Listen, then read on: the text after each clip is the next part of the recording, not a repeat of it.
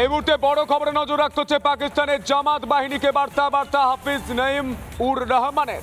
বাংলাদেশ আপনাদের অপেক্ষায় আছে। বাংলাদেশ আগে পূর্ব পাকিস্তান ছিল, এবার বাংলাদেশ এক পাকিস্তান হবে। মন্তব্য পাকিস্তানি রাজনীতিবিদ হাফিজ তিনি ঠিক কি বলেছেন শুনবো। बांग्लादेश के लोग इंतजार में, खुदा की कसम उनके पास कोई क़ियादत नहीं है कि उलमा इस किस्म के गजूर किस्म के बहादुर और शुजा उलमा बांग्लादेश आपके इंतजार में है। इंशाल्लाह वो मशरकी पाकिस्तान और ये मगरबी पाकिस्तान था, अब वो बांग्लादेश बन गया। हम ये मगरबी पाकिस्तान, वो मशरकी इंशाल्लाह वो मशरकी पाकिस्तान नहीं रहेगा, एक पाकिस्तान होगा।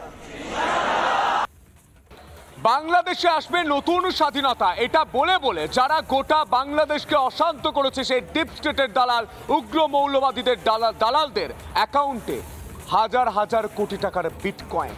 মারাত্মক অভিযোগ উঠে আসছে, এরা বাংলাদেশের মির্জাফর। কি তথ্য উঠে আসছে দেখব।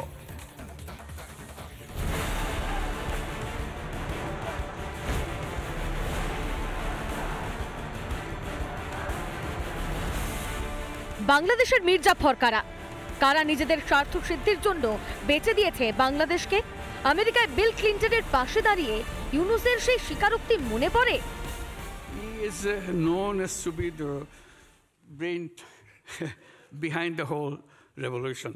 So he denies it repeatedly. He said, not me, many others, but that's how he is recognized, that he's the brain behind the whole thing. It's amazing, meticulously designed thing. বাংলার প্রাইম টাইমে Republic বাংলার senior editor স্বর্ণালী সরকার ও senior editor Mayukh Ranjan Ghosh Yunus ও তার সেই মির্জাফরের পর্দা ফাঁস করলেন। বাংলাদেশের সাধারণ মানুষ তাদের হয়ে আমরা লাগাতার কথা বলছি, কারণ এই সুন্দর বাংলাদেশটাকে যারা বিক্রি করে দিল বিদেশিদের হাতে, তাদের পর্দাফাঁস আমরা করেছি। কিভাবে একটা দেশকে লুটপাট করে নিজেদের আখের গুছিয়ে নেওয়া যায়, কারা সেই গাদ্দার, তারা বাংলাদেশে কিভাবে নিজেদের আখের গুছিয়ে নিয়েছে, আজ পর্দাফাঁস হবে। রিপাবলিকের হাতে 5 মির্জাফরের গোপন ধন সম্পত্তির এক্সক্লুসিভ তথ্য। মির্জাফর 1 সাফিকুল আলম, বিটকয়েন 93.06, যার বাজার মূল্য 1250 কোটি টাকা। মির্জাফর 2 নাহিদ ইসলাম, বিটকয়েন রয়েছে 204.64 টাকায়, যার পরিমাণ 2500 কোটি। মির্জাফর 3 আসিফ মাহমুদ সজীব ভুইয়া, বিটকয়েনের পরিমাণ 133.8, যার বাজার মূল্য 1500 কোটি টাকা। মির্জাফর 4 মোহাম্মদ সার্জিস আলম, 1000 কোটি টাকার সমান বিটকয়েন রয়েছে। মির্জাফর 5 খানতালাত মাহমুদ রফি, 11.094 বিটকয়েন রয়েছে টাকায়, যার মূল্য 120 কোটি। অথচ এদের মুখে সর্বক্ষণ ভোটের দাবি। শীঘ্রই নতুন রাজনৈতিক দলও ঘোষণা করতে চলেছে নাহিদ ইসলাম, সার্জিস আলমরা। ভারত বিরোধী কথা বলে ছত্ত বাংলাদেশ প্রেম নাহিদদের।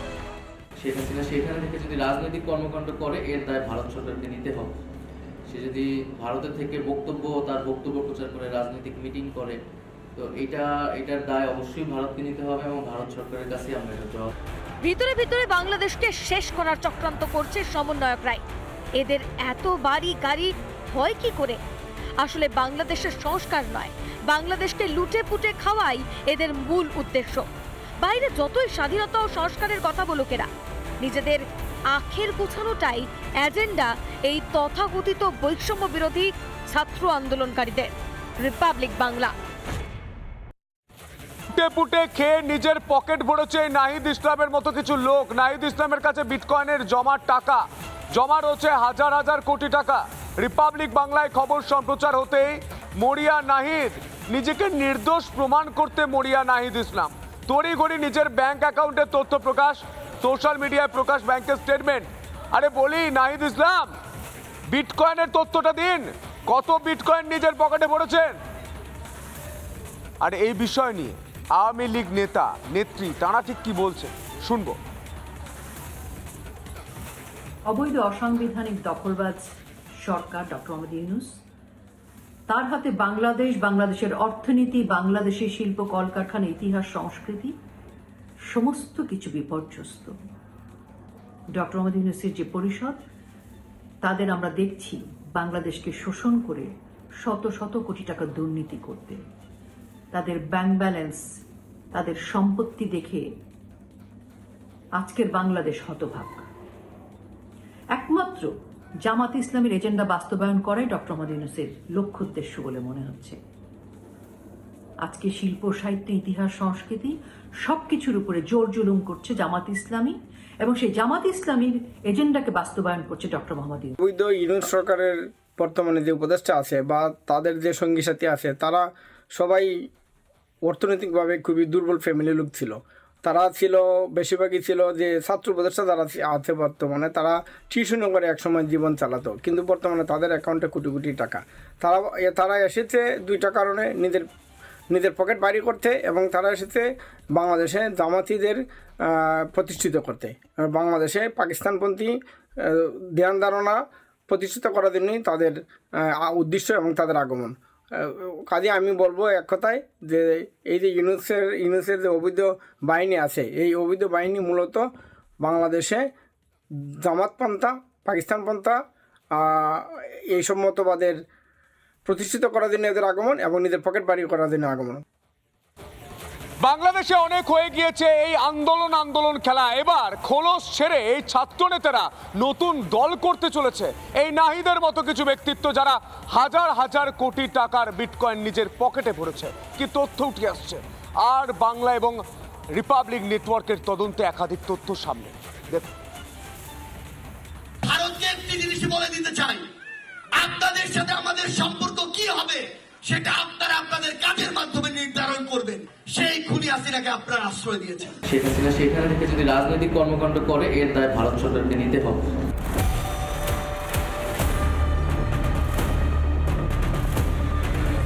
মুখেনো মারিতং জগত, এরাই নাকি বাংলাদেশের ভবিষ্যতের নেতা। ইউনূসের উপদেষ্টা পরিষদ আলো করে বসেছিল যেসব ছাত্রনেতারা নির্বাচন হওয়ার সম্ভাবনা তৈরি হতেই সরাসরি রাজনীতির ময়দানে তারা।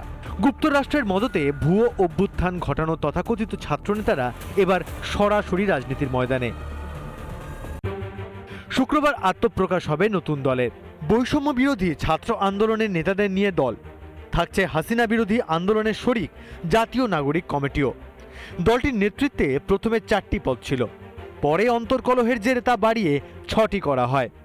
বিএনপি, জামাত ওরাও কি শেষ পর্যন্ত ইউনূসের একক নেতৃত্ব বা কর্তৃত্ব মেনে নিবে? বিএনপি তো এরই মাঝে ইউনূসের বিরুদ্ধে কথা বলতে শুরু করেছে।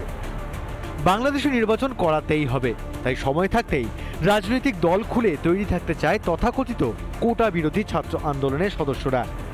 সবাই বুঝতে পারছে যে এই কোয়ালিশনে থাকলে বোধহয় নেক্সট ইলেকশনে জেতা যাবে না, তাই সবাই এক এক করে ভাবছে যে বিকল্প কি হতে পারে। ছাত্ররা নতুন দল করার কথা ভাবছে, বিএনপি, জামাত তারাও আলাদা আলাদা ভাবনা চিন্তা করছে। বাংলাদেশের রাজনীতির ময়দানের পুরনো রথী মহারথীরা কি এত সহজে ময়দান ছাড়বে? অগস্ট আন্দোলনের এত মাস পরেও এসব ছাত্রনেতাদের আদৌ কোনো রাজনৈতিক প্রাসঙ্গিকতা অবশিষ্ট আছে কি? রিপাবলিক বাংলা। চট্টগ্রামের দিকে নজর রাখতে হচ্ছে। চট্টগ্রামের সীতাকুণ্ডে চন্দ্রনাথ ধামে দুর্ঘটনা, পদপিষ্ট হয়ে মৃত্যু হয়েছে 3 জনের। মৃতদের মধ্যে 1 জন পুরুষ, 2 জন মহিলা। চন্দ্রনাথ ধামে 10 থেকে 12 লক্ষ ভক্তের সমাগম, অত্যাধিক ভিড়ে পদপিষ্ট হয়ে মৃত্যু। এই মুহূর্তে বাংলাদেশের চট্টগ্রামের ছবি দেখতে পাচ্ছেন। চট্টগ্রামের সীতাকুণ্ডে চন্দ্রনাথ ধামে দুর্ঘটনা, পদপিষ্ট হয়ে মৃত্যু হয়েছে 3 জনের। মৃতদের মধ্যে 1 জন পুরুষ, 2 জন মহিলা। চন্দ্রনাথ ধামে 10 থেকে 12 লক্ষ ভক্তের সমাগম, অত্যাধিক ভিড়ে পদপিষ্ট হয়ে মৃত্যু।